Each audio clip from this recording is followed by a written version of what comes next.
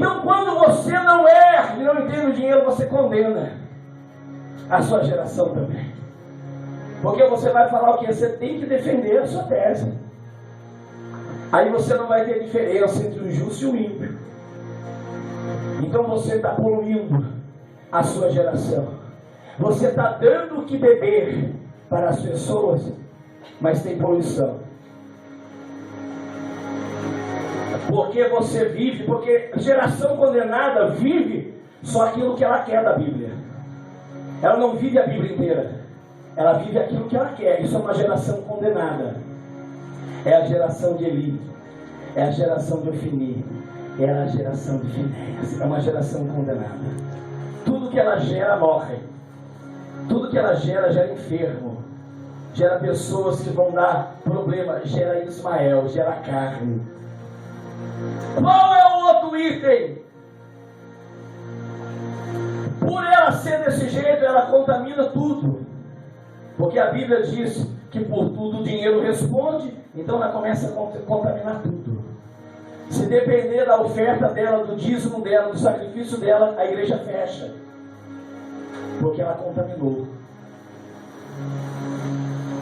Se a pessoa ela é uma encrenqueira na igreja, um encrenqueiro na igreja, um antissocial na igreja, ela condena também a sua geração. Porque você pode ver que o pai ou a mãe, o filho quando nasce, alguma coisa tem do pai, alguma coisa tem da mãe, e você gera. O pai que é esperto vê o filho ou a filha bem, essa é a cara do pai. Errou, é a cara da mãe. Por quê? Porque eu não consigo me culpar. Eu não consigo me condenar. O melhor e maior advogado para mim não é nem Jesus, porque Jesus é verdadeiro, sou eu. Porque quando eu quero errar, eu defendo a minha tese.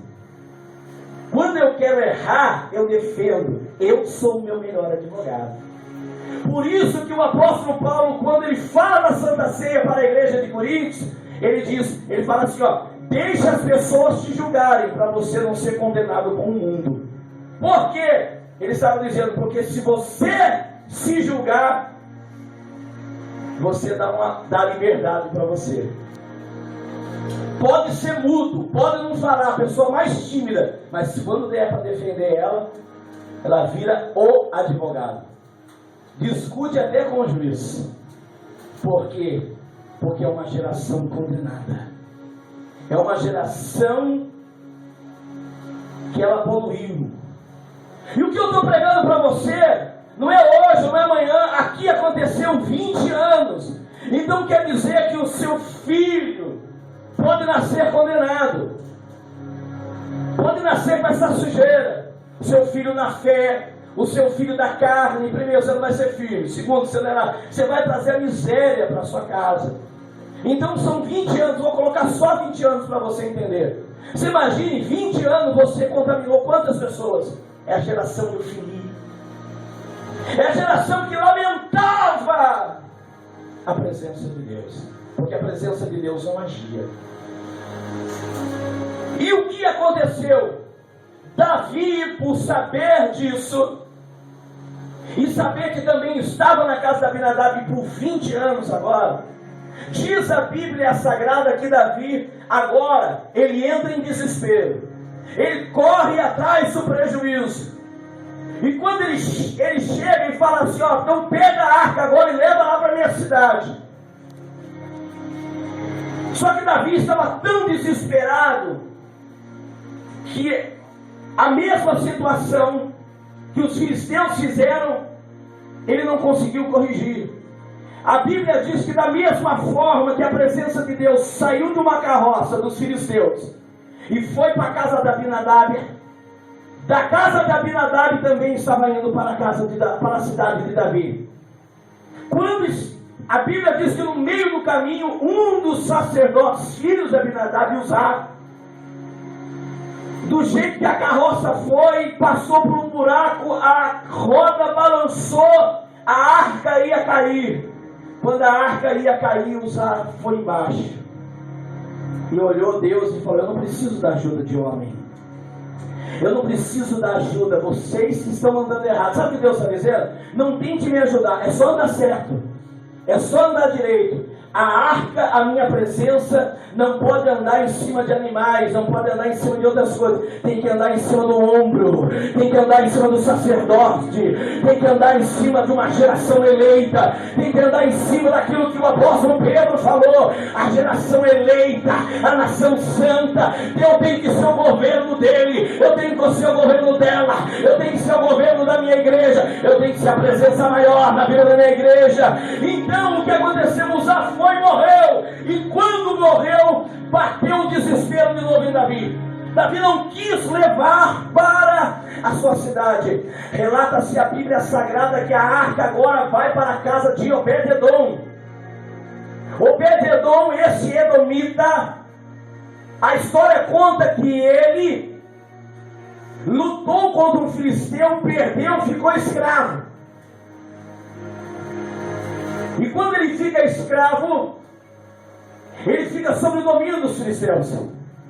Então a presença de Deus agora, aquilo que Abinadab não aceitou, aquilo que Davi no começo não entendeu, porque era sede, era fome, era vontade.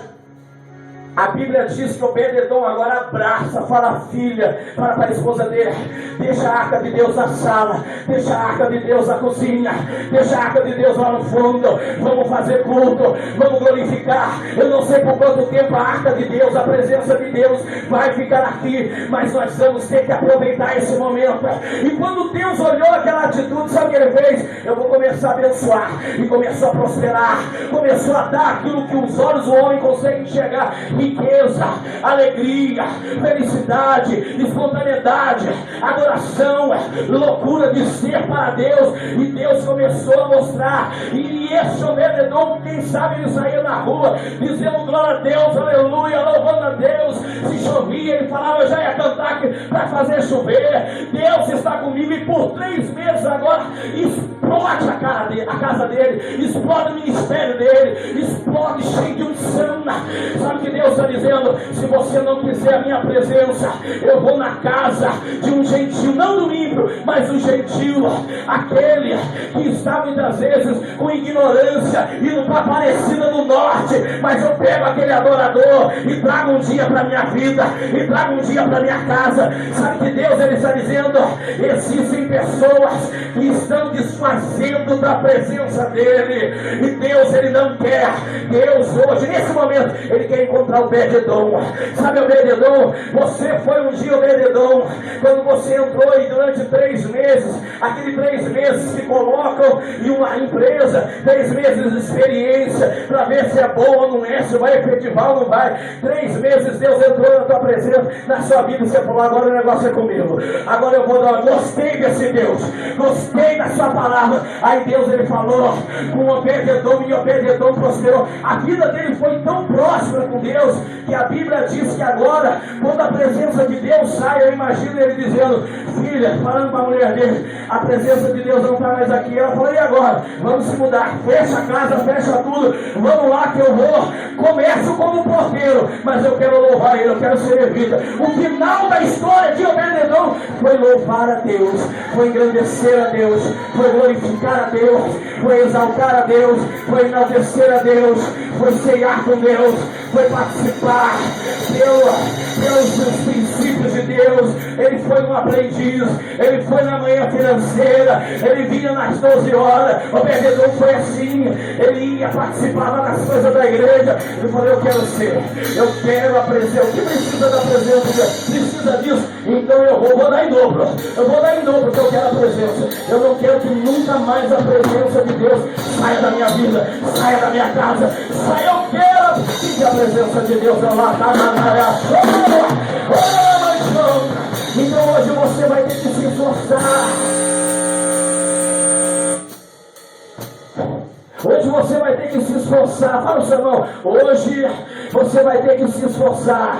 Fala para ele, porque domingo passado a Bíblia diz que a presença de Deus foi até o povo. Só que existia um povo desse jeito, existia um povo condenado. Pega na mão do seu irmão e fala, a partir de hoje você vai ter que correr atrás da presença de Deus.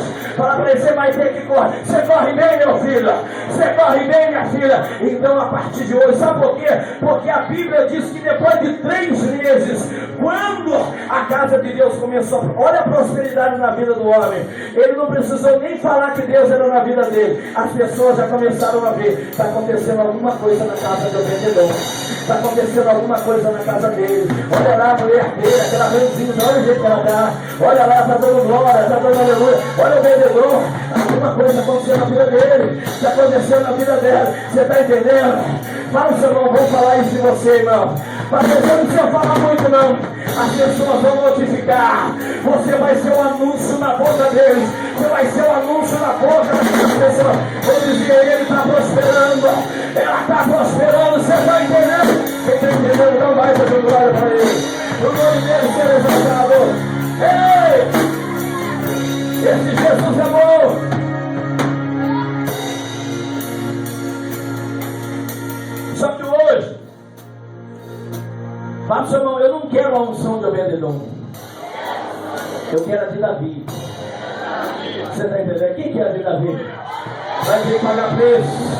É boa, mas vai ter que se esforçar. É boa, mas vai ter que fazer loucura para Deus. Vai ter que fazer alguma coisa. Você está entendendo, igreja? Vai ter que fazer alguma coisa. Então, o que aconteceu? Esse é o foco da mensagem, que está em 2 Samuel, foi o último versículo. O que eu trouxe hoje se dividiu em 3 vezes. Primeiro, uma consequência pela condenação daquele povo, como Ofni e Finéias e Eli. Existiu a preocupação desse homem chamado Davi, que foi atrás, mas não conseguiu na primeira vez pegar a presença de Deus para ele. É difícil ou não é, igreja? Você tenta a primeira vez, não dá. Você tenta a segunda, o pastor fala, dá glória, glória, glória, você não é batizado, você vai, a porta não se abre, ela se fecha. É assim mesmo. A tocadinha fala, vai ter que correr atrás. Fala, se você tem a unção de Davi, bate na mão dele, você vai vencer. Davi está pulando, Davi ia atrás, Davi queria, Davi queria. Fica entendendo da glória.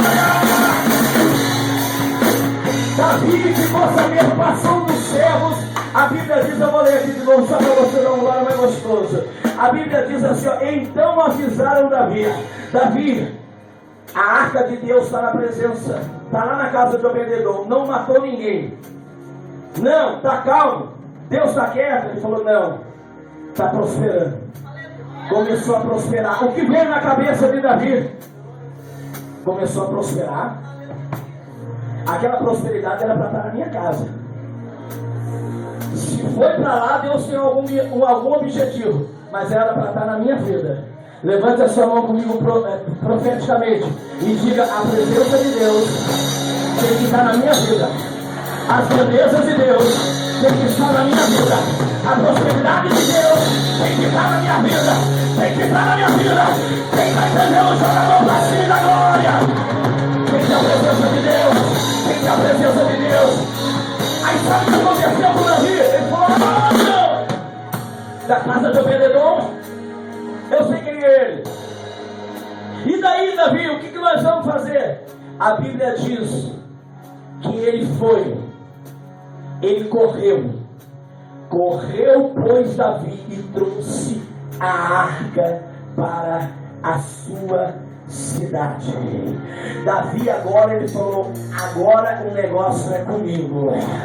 Se a presença de Deus tem que ser a força, se a presença de Deus não pode existir, se a prosperidade de Deus não pode parar, se eu quero, é o meu sonho, porque o sonho de Davi era pegar a arca e levar lá para a cidade dele, com o nome dele. Ele falou, então não, então eu vou brigar, vou pedir licença para o vendedor e falar, não te perder, se você quiser você vem com ela, porque a presença de Deus é minha, a unção é minha, o ministério é meu, Deus deu para mim, a família é minha, a mulher é minha, o homem é meu. Sai para lá, pombagira, sai para lá, inferno, sai para lá, porta fechada, sai para lá, desemprego, sai para lá, desfeliz, sai para lá, pobreza, sai para lá, miséria, sai para lá, porque o Deus, ele tem o melhor para mim. Se depender, eu não vou ficar parado. Se depender, eu não vou ficar parado. Se depender, eu vou morrer. Se depender, eu vou pra cima. Vem pra cá embaixo. Se depender, eu quero. Se depender de mim, eu não vou ficar. Não vou aceitar essa situação. Eu quero o melhor. Eu quero o melhor. Eu vou correr para o Senhor hoje. Eu vou fazer como Davi. Eu vou correr atrás do prejuízo. Se o Senhor estiver bravo, eu vou aceitar o Senhor só 3 meses na casa de Obed-edom. Eu não aceito. Eu quero o Senhor na minha vida. Se coloca de pé, igreja. Se coloca de pé para adorar.